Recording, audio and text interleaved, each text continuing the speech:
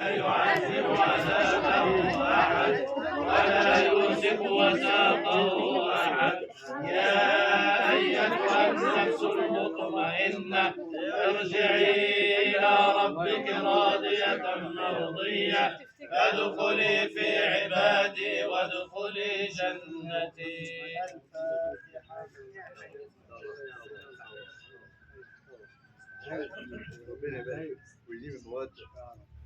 اللهم صل على سيدنا محمد في الأولين وصل على سيدنا محمد في الآخرين وصل على سيدنا محمد في كل وقت وحين.